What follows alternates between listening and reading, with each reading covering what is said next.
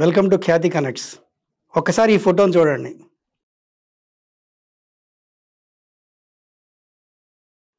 ఇందులో ఒకళ్ళు అమెరికా అధ్యక్షుడు ట్రంప్.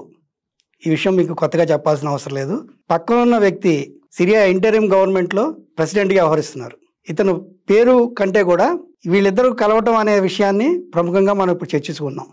ఎందుకంటే ఇతను ఆల్ ఖైదా మద్దతుదారు, ఇతను అంతర్జాతీయ తీవ్రవాదిగా గతంలో దీన్ని ప్రకటించారు.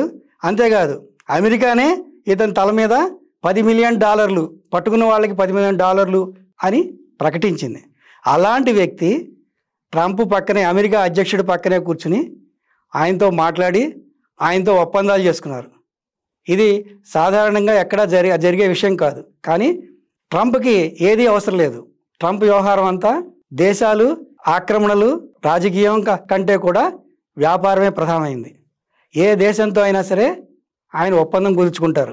నేను పలానా చేయాలంటే నువ్వు పలానాది ఇవ్వాలి అని చెప్తారు. ఏ దేశంతో అయినా ఆయన వ్యవహారాలు అలాగే ఉంటాయి. సో 2013 ప్రాంతంలో గ్లోబల్ టెర్రరిస్ట్గా ముద్రపడిన వ్యక్తి, అమెరికానే అతని పైన ఆంక్షలు విధించి అతన్ని పట్టుకోవడానికి ప్రయత్నించిన వ్యక్తితో కలిసి ఆయన దాదాపు అర్ధగంట సేపు గడపడం అనేది అది చారిత్రకం కాదు, ఒక సన్నివేశం. అదొక చర్చనీయాంశమైన అంశం.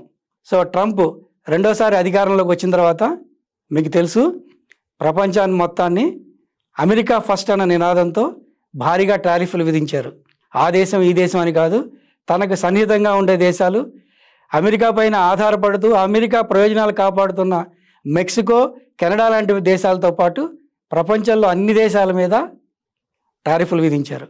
అది చైనా మీద అయితే దాదాపు 140% తీసుకెళ్లారు. తర్వాత ఈ మధ్యనే 2 రోజుల క్రితం 2 దేశాల మధ్య ఒప్పందం కుదిరింది. దాంతో టారిఫ్లు 10%కి తగ్గాయి, కొన్ని 30%కి ఉన్నాయి. సో ఈ నేపథ్యంలో ప్రపంచంలో ఆధిపత్యం కోసం ప్రయత్నిస్తున్న అమెరికా, అందులో ట్రంప్ చేసే నిర్ణయాలు కానీ చేసుకునే ఒప్పందాలు కానీ ఎప్పుడు ఆసక్తికరంగా ఉన్నాయి.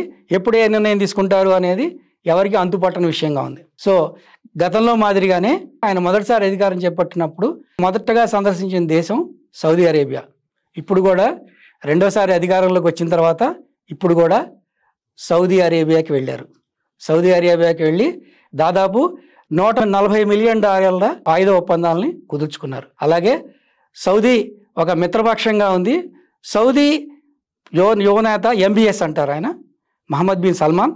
ఆయన కోరిక మేరకి సిరియా మీద ఆంక్షలు ఎత్తివేస్తున్నాను అని చెప్పారు. సో నాకు యువరాజు అంటే చాలా గౌరవం ఉంది. సో ఆయన కోరినట్టుగా సిరియా మీద ఆంక్షలు ఎత్తివేస్తున్నారు అని చెప్పారు. సిరియా విషయం మీకు తెలుసు. సిరియా యుద్ధాల కారణంగా సర్వనాశనం అయిపోయింది. ప్రజలు అక్కడున్న అత్యంత దీనావస్థలో ఉన్నారు. సో తీవ్రవాద దళాలు అన్ని కలిసి అసద్ని దేశం నుంచి తరిమికొట్టాయి. అతను ఎక్కడో రక్షణ పొందుతున్నాడు. ప్రస్తుతం అక్కడ పాలన సాగిస్తున్నది. ఇప్పుడు మనం ముందు ఫోటోలో చూసిన వ్యక్తి అతను అబూ మహమ్మద్ అల్ జలాల్.